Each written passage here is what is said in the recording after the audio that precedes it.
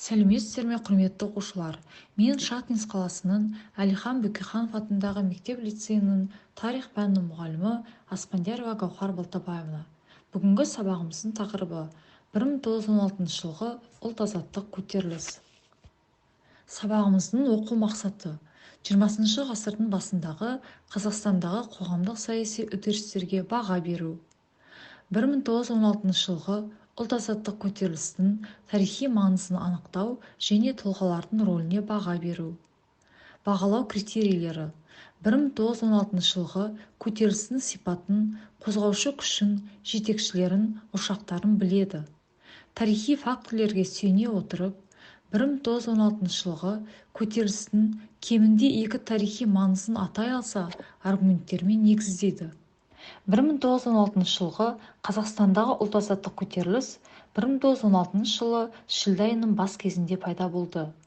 Көтерілістің шығу себебі әлеуметтік-экономикалық және саяси сипаттағы факторлар еді. Яғни отарлық езгінің соғыс кезінде барынша күшеюі, жерді тартып алуы, орыстандыру саясаты және тағы басқа еді. Көтерілістің басталуына патша үкіметінің 1916 жылғы 25 маусымдағы Түркістан өлкесінен 19 бен 43 жасындағы ер азаматтарды қара жұмысқа алудан басталды. Міне осы кезден бастап патша үкіметінің отаршылдық саясатына қарсы 1916 жылғы ұлт-азаттық көтеріліс басталды. Шілденің басында қазақ даласында көп кешікпей қарулы көтеріліске айналған стихиялық бас көтерулер басталды. Ол біртіндеп ұйымдасқан сипат алды. Торғай мен Жетісуда оның танылған жетекшілері Амангелді Иманов, Әліби Жангелдин, Тоқаш Бокин, Бекболат Ашекеев, Саурықов басшылық еткен ірі ошақтары пайда болды. Сонымен қатар қазақ интеллигенциясының өкілдері жарлыққа қарсы шығып, оны орындауға қарсыластық көрсетуге шақырса, ал қазақ газеті төңірегіндегі қазақ зиялылары Әлихан Бөкейханов, Ахмет Байтұрсынұлы, Міржақып Дулатов және тағы басқалары күші басым үкіметке қарсы шығудың халықты қырғынға ұшыратарын ескертіп, сабыр сақтауға шақырды. 1913 жылы Ахмет Байтұрсынұлы қазақ ұлтының өмір сүруінің өзі проблемаға айналды деп жазды. Ал Міржақып Дулатұлы жұрт сенбей соғылды, түнде ұйқыдан, күндіз күлкіден айырылды деп жазды. Және де 1916 жылғы қазандағы үндеу хатында тыңдаңыздар, қан төкпеңіздер, қарсыласпаңыздар деп жазған болатын. 1916 жылғы 20 тамызда генерал-губернатор Куропаткиннің құпия бұйрығымен қара жұмысқа шақырудан босатылғандар.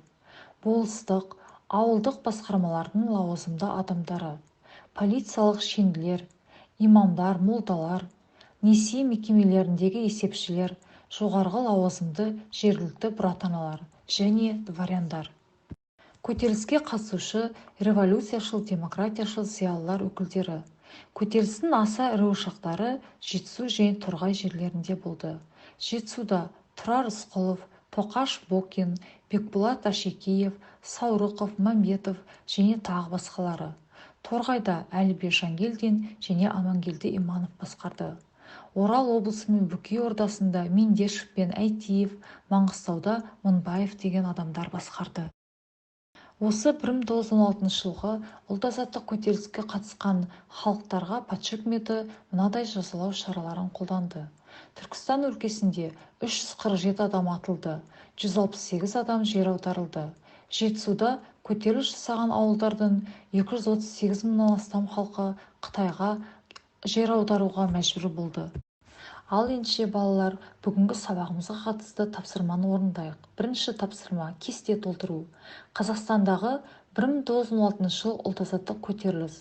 Көтерілістің себептері, негізгі мақсаты, көтерілістің қозғаушы күштері, Торғайдағы көтерілістің басшылары, Жетісудағы көтерілістің басшылары, жазалаушылардың көтерілісшілерге қарсы қимылдары, көтерілістің жеңілу себептері, көтерілістің тарихи маңызы туралы кестені толтырасыздар.